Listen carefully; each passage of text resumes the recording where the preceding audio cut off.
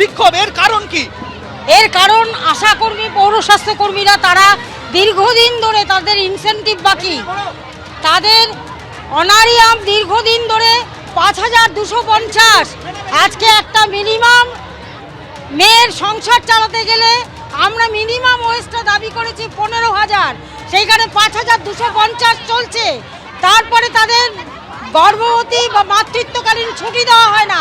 যেই আশাকর্মীরা ৬ মাসের জন্য মায়েদের বলে বেস্ট ফিট করাতে, সে নিজে তার বাচ্চাকে করতে পারে না, কোনো রকম সুযোগ হয় না।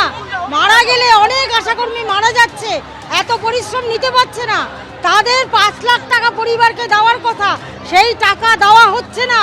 করোনার সময় অনেক বড় বড় উপাধি দিয়েছিল, আমাদের মুখ্যমন্ত্রী দিয়েছিল, কেন্দ্রীয় সরকার বলেছিল করোনার সেবা করেছে অভূতপূর্ব। সেই করোনার যারা আক্রান্ত আশাকর্মী তাদের ১ লক্ষ টাকা করে দেওয়ার কথা ছিল, সেই ১ লক্ষ টাকা তারা এখনো পায়নি। মোবাইলের টাকা নিয়ে তারা বঞ্চনা করছে। ৩৫০ টাকার নিচে আপনারা জানেন আজকাল মোবাইল খরচা হয় না। অর্থাৎ তাদের একগুচ্ছ দাবি, এবং সেই দাবিতে তারা স্বাস্থ্য ভবনের সামনে আজকে এই বিক্ষোভে জড়ো হয়েছেন। রীতিমতো হিমশিম খেতে হচ্ছে পুরুষ পুলিশ কর্মী, মহিলা পুলিশ কর্মী, তারা এই ব্যারিকেড সামাল দিতে হিমশিম খাচ্ছেন। এখনও দূর দূরান্ত থেকে আশাকর্মীরা দলে দলে আসছেন, শিয়ালদা স্টেশন, হাওড়া স্টেশন, উল্টোডাঙ্গার দিক থেকে তারা এখানে জড়ো হয়েছেন এবং তারা এখানে বিক্ষোভ দেখাতে এসেছেন।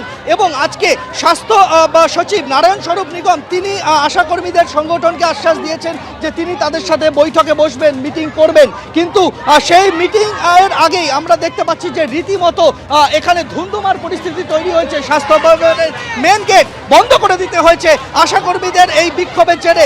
রীতিমতো অবরুদ্ধ সেক্টর 5-এর একটা বড় অংশ।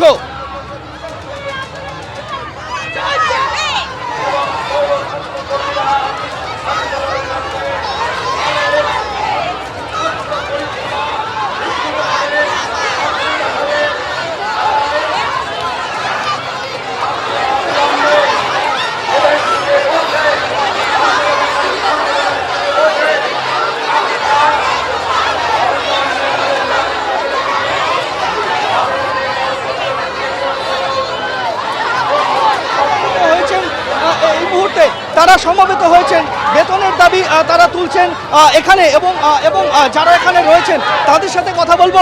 দিদি, আপনাদের আজকের এই যে বিক্ষোভ, এই বিক্ষোভের কারণ কি? এই বিক্ষোভের কারণ আমরা আজকে আমরা 2007 সালে এখানে জয়েন করেছি। আমরা বিভিন্নভাবে বঞ্চনার শিকার হচ্ছি।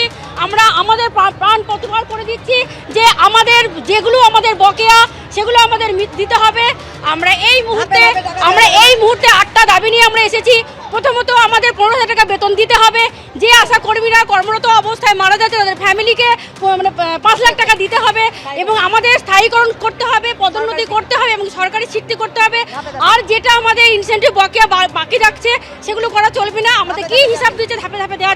আজকে তো 16 দিন ধরে কর্মবিরতি করছে। 16 দিন কর্মবিরতি চলছে আমাদের। মানে কোথাও আপনারা কাজ না, আমরা কোথাও কোনোভাবে কাজ করছি না। আপনাদের কাজ কি? আপনারা কি কি কাজ করেন? আমরা মাতৃমৃত্যু, শিশু মৃত্যু থেকে বাঁচাই, বৃদ্ধ লোককে বাঁচাই, প্রসূতি মাকে রাত 12টা, 1টা, 2টো, 3টে এনি টাইম আমাদের ফোন আসলে আমরা অ্যাম্বুলেন্স নিয়ে যে অবস্থায় থাকি সে অবস্থায় বেরিয়ে যাই। আমার স্বামী নেই, কিন্তু আমার একমাত্র 5 বছরের সন্তানকে নিয়েও আমি রাত্রি 1টা, 2টো, 3টের সময় গর্ভবতী মাকে হাসপাতালে নিয়ে চলে যাই। সারা রাজ্যে মোটামুটি ভাবে 70 থেকে 80 হাজার আশাকর্মী রয়েছেন। সেই 70 থেকে 80 হাজার আশাকর্মী তারা তাদের একটা বড় অংশ এখানে আজকে জড়ো হয়েছেন, তারা দলে দলে আসছেন। এবং আমরা দেখতে পাচ্ছি যে দলে দলে আরও আশাকর্মী তারা কিন্তু বিভিন্ন দিক থেকে স্বাস্থ্য ভবনের দিকে মিছিল করে তারা আসছেন। রীতিমতো ধুন্ধুমার পরিস্থিতি তৈরি হয়েছে স্বাস্থ্য ভবনের সামনে আশাকর্মীদের এই বিক্ষোভকে কেন্দ্র করে। তাদের এই যে কর্মবিরতি লাগাতার চলছে তা আজকে 16 দিনে পড়লো। এই কর্মবিরতির মাঝে তারা বিভিন্ন সময় একাধিক কর্মসূচি নিয়েছিলেন, যার মধ্যে হচ্ছে ব্লকে ব্লকে মুখ্য স্বাস্থ্য আধিকারিকদের যে কার্যালয় সেখানে বিক্ষোভ, এবং সেই যে বিক্ষোভ সেই বিক্ষোভ কর্মসূচি তারা করেছেন এবং তারপরে তারা ডেপুটেশনের কর্মসূচি করেছেন। আজকে তাদের কিন্তু তাদের যে সংগঠন সেই সংগঠনের তরফে আজকের এই স্বাস্থ্য ভবন অভিযানের ডাক দেওয়া হয়েছিল। সেই স্বাস্থ্য ভবন অভিযান আজকে কিন্তু আমরা দেখতে পাচ্ছি যে একেবারে অগ্নিগর্ভ পরিস্থিতি তৈরি করেছে এখানে স্বাস্থ্য দপ্তরের বাইরে। ফলে স্বাভাবিকভাবে আশাকর্মীরা তাদের যে দাবি দাওয়া রয়েছে সেই দাবি দাওয়া নিয়ে আজকে এখানে জড়ো হয়েছেন এবং রীতিমতো হিমশিম খেতে হচ্ছে পুলিশ বাহিনীকে এই বিক্ষোভ সামাল দিতে।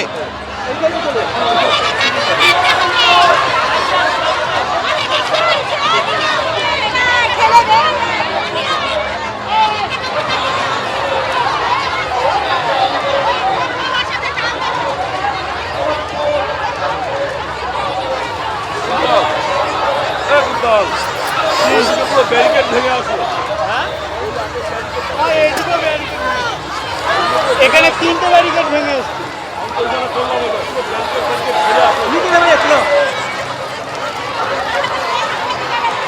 রীতিমতো উত্তপ্ত পরিস্থিতি, সরিয়ে দিচ্ছেন ঠেলে আসা কর্মীরা।